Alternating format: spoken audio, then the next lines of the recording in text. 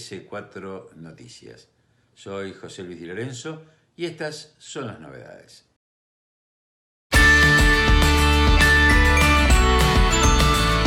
La Confederación General Empresaria de la República Argentina, CGERA, y la Confederación General Económica, CGE, exigen a las entidades financieras que se definan en forma inmediata sobre la cobertura de los cheques diferidos de las pymes, que los bancos tienen en su poder y que están siendo devueltos en un 25% en cantidad y en un 45% en montos. Escuchemos al respecto la opinión de Damián Regalini, dirigente y empresario textil, quien hace este informe sobre el tema para Comarca TV. Respecto de la situación de las pymes en este contexto de emergencia sanitaria, la verdad es que tenemos dos cosas por decir. Fundamentalmente, como dirigentes empresarios, destacar el buen manejo que como sociedad o como gobierno se está haciendo de la difícil situación que vemos que se vive en todo el mundo. Los números y el manejo de la emergencia son elocuentes y traen tranquilidad a toda la población. Por otra parte, y desde el punto de vista del sector privado, al cual yo represento como dirigente, también te tengo que decir que estamos viendo con mucha preocupación lo que viene. Somos conscientes de que esto es algo inédito a nivel mundial, genera situaciones que requieren de soluciones inmediatas, improvisadas en el día a día. Vemos como gobiernos de Europa y del primer mundo sacan medidas y luego las rectifican o las corrigen inmediatamente, porque la dinámica de la situación es muy rápida, la situación es de mucha gravedad. Lo que sí vemos por parte del gobierno es una voluntad de asistir a los sectores con más necesidades. Las pymes hemos quedado en un punto intermedio. En ese sentido, las medidas que se han anunciado para apoyar nuestra situación consideramos que son buenas, pero son insuficientes. Hemos elevado algunos pedidos a nuestros funcionarios para mejorar, para incrementar el nivel de asistencia que vamos a necesitar en las pequeñas y medianas industrias para poder hacer frente a nuestros compromisos, teniendo en cuenta que tenemos un parate, estamos en una situación de venta cero y debemos hacer frente al pago de salarios, de costos fijos, energía, alquileres, servicios, impuestos, etcétera, etcétera, y la situación no va a ser fácil. En ese sentido, somos conscientes de que uno de los que tiene que poner el hombro es el sector financiero y no lo está haciendo. Percibimos la mayoría de los grupos que representamos a las pymes que los bancos pareciera que viven en un país con su propia ley y les cuesta apegarse a las reglamentaciones que el Banco Central dicta, específicamente para gestionar los créditos, para que nosotros podamos pagar los salarios y para que nosotros podamos hacer frente a nuestras obligaciones como empresarios. Nos preocupa también que se corte la cadena de pagos. Estamos viendo que hay muchos cheques de vuelta, hay muchos comercios el comercio es donde se inicia la cadena de pago que no han podido cubrir sus cheques y eso ha generado un efecto dominó hacia atrás para el resto de la industria, en donde tenemos una cantidad importante de cheques que han venido sin fondos, que han venido de vuelta y eso nos preocupa para la vuelta al trabajo el día cero después de resuelto la cuestión de la pandemia. Nosotros como pymes vamos a volver estamos y estamos dispuestos y siempre hemos estado poniendo el hombro, hemos hecho frente al pago de los salarios de este último mes que venció en los primeros días de abril. Lo que queremos es que también haya un aporte por parte del Estado, aportes no reembolsables, ya que la situación es extraordinaria, y por supuesto aportes del sector financiero, pero a un nivel serio, a un nivel en donde realmente demuestren que están poniendo el hombro. Nosotros necesitamos financiación a tasa cero, más allá de lo que han ganado o no durante los últimos 4 años, que por supuesto ha sido muy abultado. Lo que queremos es que tomen conciencia de que las pymes somos el motor y vamos a ser el motor de la salida de esta situación. La Argentina no va a despegar con un paraíso de bancos o con un paraíso de empresas energéticas. La Argentina se va a levantar con un gran número de pymes pujantes, capaces de dar trabajo a cientos de miles de argentinos y capaces de poner en marcha la economía y las máquinas una vez, y como lo hicimos a lo largo de tantos años. Así que el llamado es al gobierno a atender por ahí, a cuantificar de mejor manera la asistencia que necesitamos, y fundamentalmente al sector financiero que se apegue a la ley, que tenga claro que se terminó el gobierno de Cambiemos, en el cual al parecer hacían lo que querían, eran dueños de la ley, eran dueños de las decisiones. Se terminó y ahora necesitamos que sean un eslabón más de la cadena de valor productiva y que sean un eslabón más de la sociedad, de esta sociedad que está enfrentando una situación muy difícil, de la cual salimos todos juntos o no salimos. El presidente Alberto Fernández recibió en la residencia de Olivos a los principales referentes de la industria turística, con quienes analizó las políticas sectoriales que el gobierno nacional ha implementado en el marco de la pandemia del coronavirus COVID-19. A su vez, los empresarios le acercaron al presidente un proyecto para declarar la emergencia del sector. Se abre una nueva etapa en la cuarentena. Actividades bancarias, talleres de reparación de vehículos, venta de repuestos, fabricación y reparación de neumáticos y venta de artículos de librería, entre otras.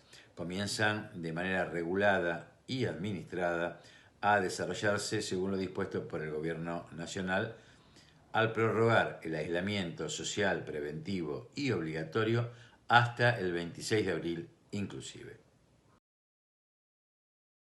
Tengo trabajo de mecánica que la gente está esperando, clientes están esperando. No todo puede venir al taller. No todo puede venir al taller. Obviamente que esto no se terminó. Que haya habilitado no quiere decir que esté el 100%. Con cuidado, siempre tener la precaución, viste, los plásticos, el barbijo. Cuidado con los coches también, los patrulleros, las ambulancias, los que llevan la comida. Qué sé yo. Algunos me agradecen por tener el taller abierto, ¿no? Pero igual hay poca gente, pocos coches, como esto es una avenida. Hay pocos coches, bueno, se hace lo que se puede. Y recién el día de hoy comenzamos, una vez que vimos el decreto, donde entramos en la parte de las excepciones, comenzamos, acatamos eso y bueno, necesitábamos obviamente, ya que gran demanda de la parte de delivery, tenemos muchos clientes que nos solicitaban la reincorporación porque bien, ellos quedaron exentuados y hicieron un gran apoyo en la parte en esta parte de la primera parte de la cuarentena, pero no tenían el servicio técnico para reparar las bicicletas.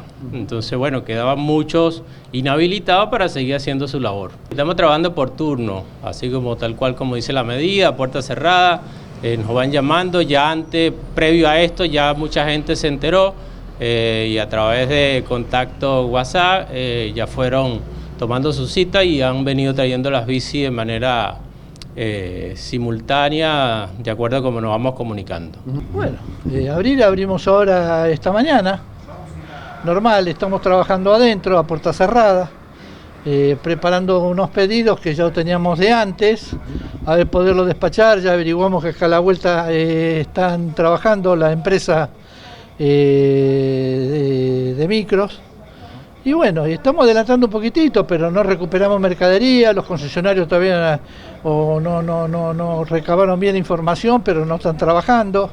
La verdad que estábamos embromados con el tema del alquiler, nosotros pagamos mucho alquiler, yo trabajo con mi hijo acá.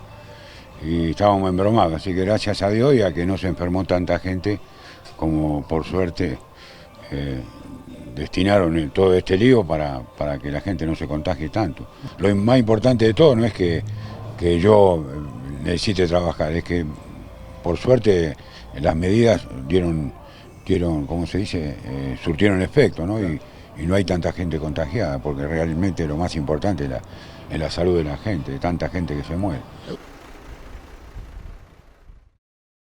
Paso a paso siguen regresando los argentinos en el exterior. La secretaria de Acceso a la Salud, Carla Bisotti, afirmó que a través de una articulación de ministerios nacionales y otras jurisdicciones se está trabajando para que el regreso de argentinos que se encuentran en el exterior sea monitoreado y permita minimizar el riesgo de un posible contagio de coronavirus. Podemos confirmar la existencia de 2.208 casos, son 66 más que se han confirmado en la fecha de ayer.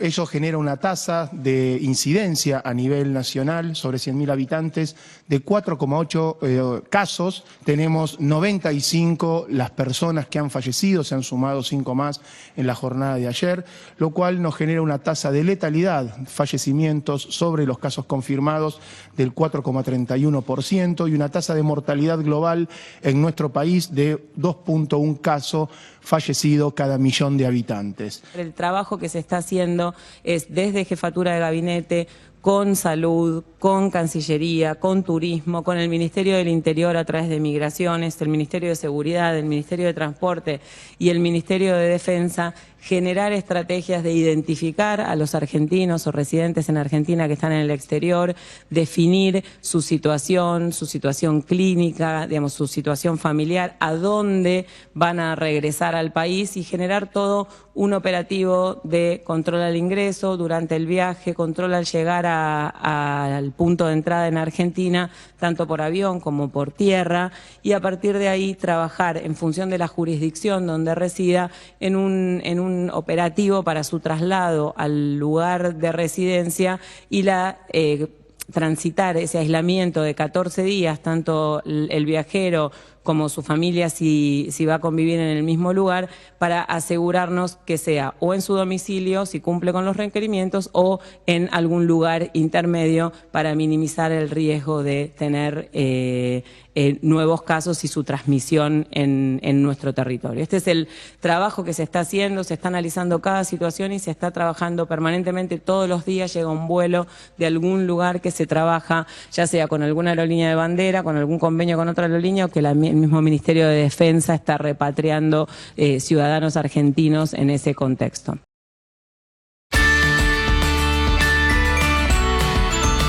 El gobernador de la provincia de Buenos Aires, Axel Kicillof, visitó este domingo el municipio de Hurlingham, donde se está construyendo un hospital modular de emergencia, todo en el marco de la pandemia por el COVID-19.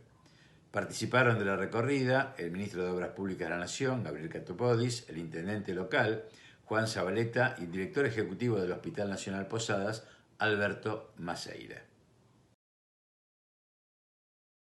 Estamos recorriendo junto a nuestro gobernador de la provincia de Buenos Aires, Axel Kicillof, el centro de emergencias para la pandemia de Hurlingham, aquí en Villa Tesey, partido de Hurlingham. Hay 8 centros más como este en el conurbano bonaerense que va a disponer en cada uno de ellos 52 camas de internación crítica con oxígeno y 24 camas de terapia intensiva con respirador, 24 respiradores.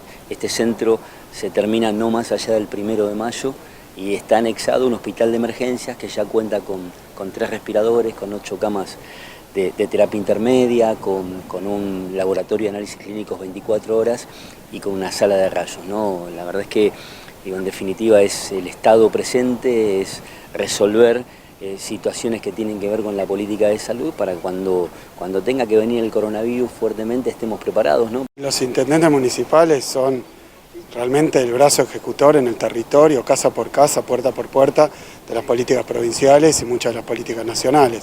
Para nosotros es una enorme tranquilidad y además un enorme orgullo haber visto como acá en Hurlingham y en toda la provincia, pero se ha avanzado en todos los terrenos en tiempo récord para dar respuesta a algo que es absolutamente inesperado y que otros países los agarró de pronto por sorpresa y no tuvieron esta capacidad de respuesta y estas decisiones tan atinadas y tan correctas como darnos el tiempo a través de la cuarentena de evitar los contagios más rápidos, más veloces.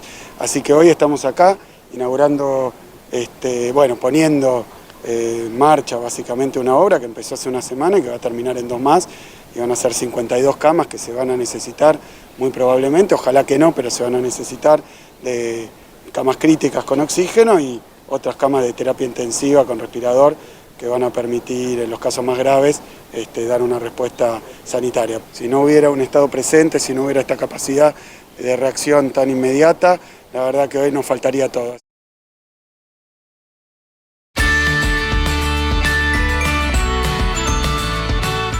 El Papa Francisco envió una carta a los movimientos sociales de la Argentina. Les propongo que la lean con detenimiento esta carta y consideren especialmente el tema de un salario universal para los trabajadores que plantea el Papa. Escuchemos y veamos lo que el Papa dice en esa misiva.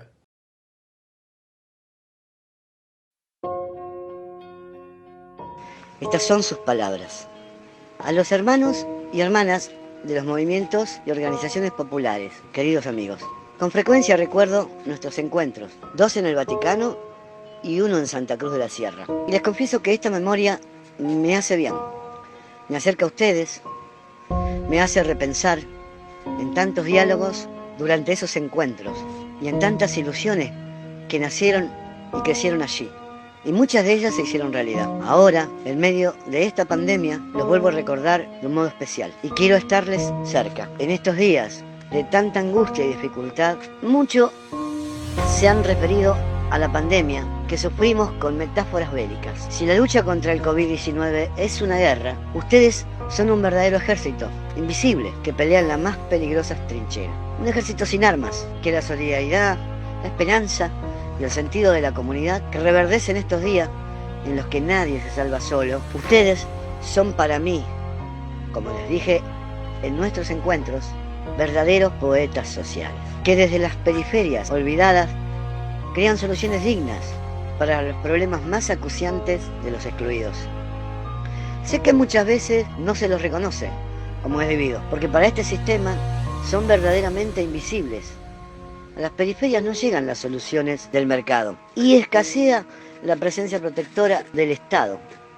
Tampoco ustedes tienen los recursos para realizar su función. Se los mira con desconfianza por superar la mera filantropía a través de la organización comunitaria o por reclamar por sus derechos en vez de quedarse resignados esperando a ver si cae alguna migaja de los que detentan el poder económico. Muchas veces mastican bronca e impotencia al ver las desigualdades que persisten, incluso en momentos donde se acaban todas las excusas para sostener privilegios.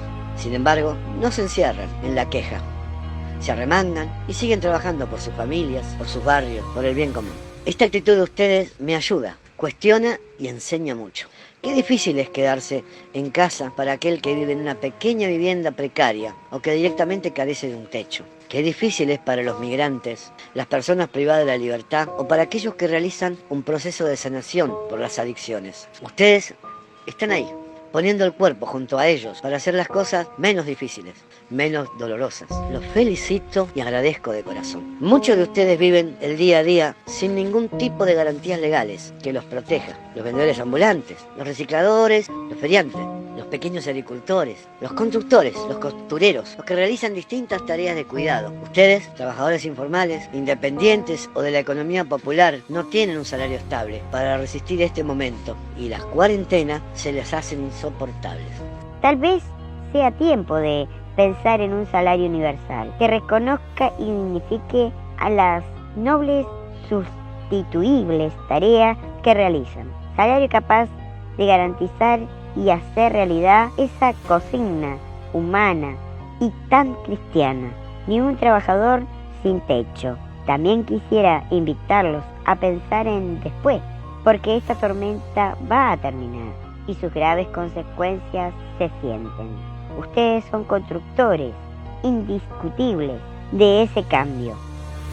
Es más, ustedes poseen una voz autorizada para testimoniar que en esto es posible. Ustedes saben de crisis y de privaciones, que con pudor y dignidad, compromiso, esfuerzo y solidaridad logran transformar en promesas de vida para sus familias y sus comunidades. Sigan con su lucha.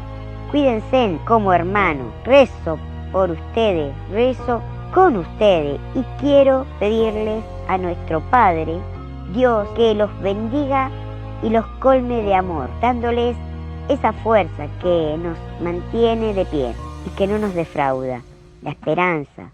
Por favor, recen por mí, que también lo necesito. Francisco. De la carta que acabamos de leer y oír que el Papa mandó a los movimientos sociales, se extraen algunos aspectos muy interesantes. Por un lado, que plantea un salario universal. Cuidado, salario universal no es el famoso ingreso ciudadano universal o renta básica. No es un ingreso para que no se trabaje. Es el reconocimiento del trabajo al que se le debe dar un salario. Es salario para los que están trabajando y por distintas razones sus tareas no son reconocidas ni son remuneradas. Y también llama la atención el Papa para que los gobiernos, luego de esta pandemia que produce un quiebre en el modelo de vida de la humanidad, que produce un antes y un después, sin lugar a dudas, piensen lejos de los paradigmas tecnocráticos, que no se limiten a esta tradicional mirada reduccionista que va entre lo estadocéntrico o lo mercadocéntrico. Esto no es suficiente, dice el Papa, para abordar esta crisis ni los grandes problemas de la humanidad. Aporte realmente importante que hace el Papa, porque está aportando una mirada de nuevas categorías. Está incorporando la categoría pueblocéntrica como para poder, desde una mirada actual, moderna, novedosa, encontrar respuestas. Todo proyecto nacional libera y moviliza reservas, básicamente población y recursos naturales, que hasta ese momento no han tenido uso o fueron marginadas o son conflictivas. Precisamente para que sea posible una nueva historia, se requieren nuevos personajes que ingresen a la escena y que concierten sus expectativas con las necesidades que el proyecto reconoce y a las que viene a dar respuesta. La mujer, confinada a su casa en el siglo XX, pero con expectativa de trabajar fuera de ella, se libera al unirse con una necesidad objetiva del proyecto del 80, la educación popular. La maestra educadora es la posibilidad de movilizar una valiosa reserva y solucionar un problema para el que no había recurso humano.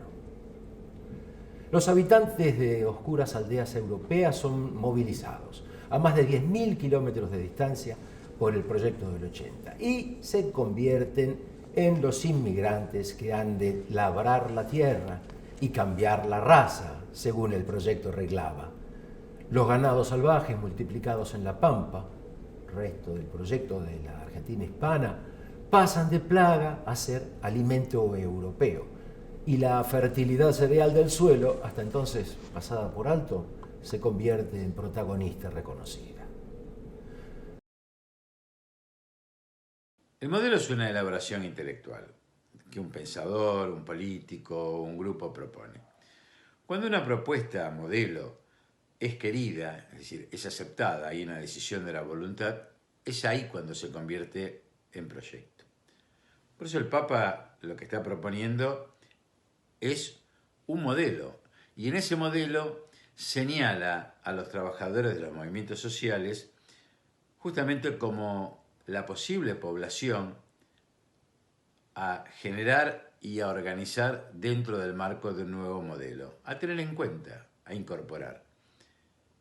Y nos invita a su vez a pensar fuera de los tradicionales patrones mercadocéntricos o estadocéntricos, nuevas formas de organizaciones libres del pueblo, en las cuales determinemos qué productos de los tantos que posee la Argentina privilegiar, para con el trabajo extraerlos sin depredar. Como para dar un corolario a esto, podemos decir que todo proyecto nacional genera y organiza su propia población. Y todo proyecto nacional también consagra y aún sacraliza los productos naturales que privilegia. La pandemia lo pone en evidencia.